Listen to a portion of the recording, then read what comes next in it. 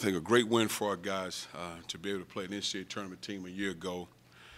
The way they play, they really force you to make plays offensively. You got to really execute your offense because they kind of pack it in a little bit, in some ways similar to Virginia.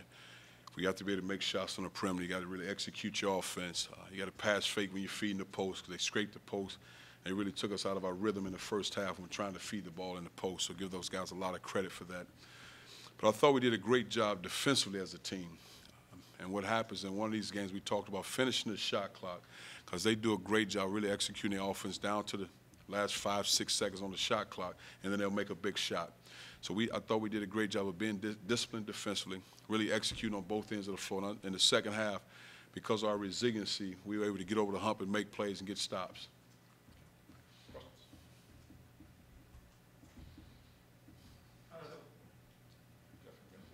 Are there times when you want Jabari to be more aggressive with the ball and perhaps even shoot more than he does? Well, I always want to be aggressive. I always want that. But in being aggressive, you have to be sound. You know, being aggressive, being in attack mode, making the right decisions, not letting the opposing team speed you up and getting out of control. So I think that's the biggest key for him. Continue to practice at a high level so he's able to duplicate game speed, but always staying aggressive, whether he's attacking the rim because he got a great pull-up shot, he can make three-point shots, but being shot ready when the opportunity presents itself. Before the ball gets in his hand, be ready to shoot and be ready to attack. How's he doing in that regard? Oh, he's getting better. He's getting a lot better, and that takes time. It doesn't happen overnight. I think he's one of those guys, and I didn't see him a lot in high school, but he's one of those guys getting the ball where he want to get it, make plays, shoot over the opposing guys. You know, he scored 30-point getting out of bed. Well, in this case now, he has a target on his back, so to speak. He has a reputation, so he has to work extremely hard to get shots, to cut and get shots, to set screens to get shots, to be able to attack the closeouts, and to be assertive when he's attacking the rim. And all those things, I mean, again, it doesn't happen overnight. We spend a lot of time working on it, putting him in a lot of situations, putting a weight vest on him, hitting him with bags, just getting him out of his comfort zone. It seems like he can make that pull-up shot.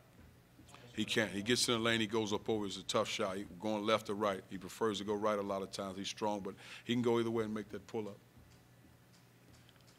Along with Jabari, Tom Austin, Jordan Matthews seemed to get it going there in the last 10 minutes. What did they figure out that allowed you guys to pull away off? Well, I think the game was, you know, the goal for us was really try to go inside to make plays. But I just think it was a game, the way they played, when you try to go the ball inside, they'll double the post or they'll scrape the post, meaning guys will really dig in there. So you have perimeter shots open. But we also, in scouting, we felt like there was opportunities to run in transition. But again, running, be under control, make the right decisions, make the right plays. And I think that's where we took the advantage. We were able to make plays in transition.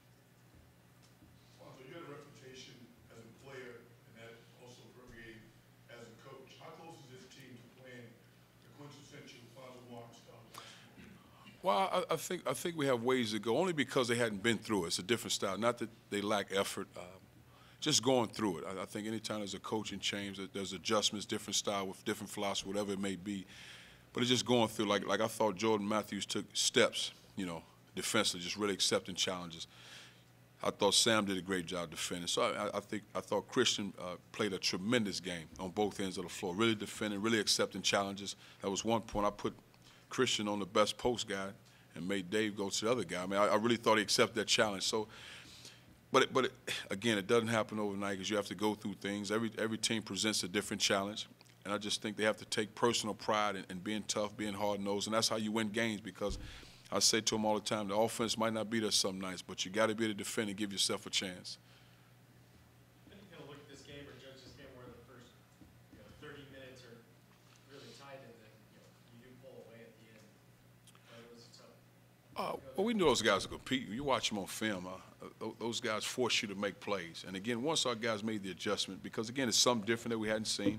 You throw the ball inside, they'll double the post, or they'll scrape the post, and your perimeter guys are open for shots. And sometimes you're thinking, man, am I this open for a reason? And sometimes you hesitate to shoot the ball. And just I think in the second half, the guys stepped up and shot the ball. But again, in the first half, they controlled the shot clock. They controlled the tempo. They made plays. They got their defense set, so we couldn't get easy transition baskets. I think in the second half, we were able to get transition baskets. We were able to get some action to the rim. It wasn't with the post, but it was with the bounce, getting to off the dribble, guys making plays. Coach, they got field goals only from Bennett the last 15 minutes of the game.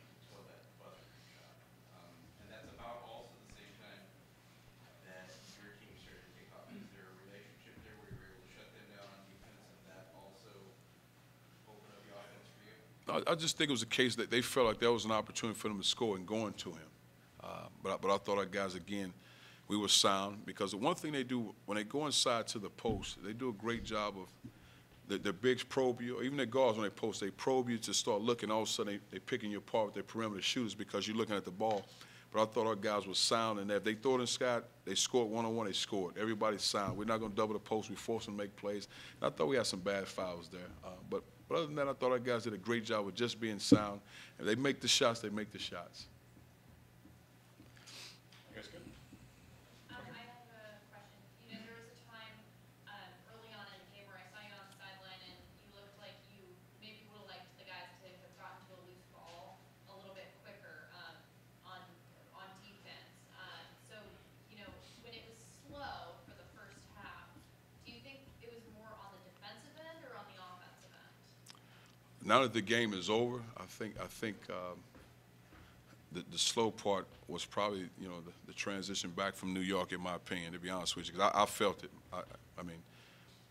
I really, but I didn't say it now. This is the first time I'm saying it, and I didn't say it to our guys. But I just felt like even in practice, guys were a step slow. I mean, 'cause that's 6 hours, you know, cross country. And then you practice, you don't have a lot of downtime. Your day off was actually a flight home.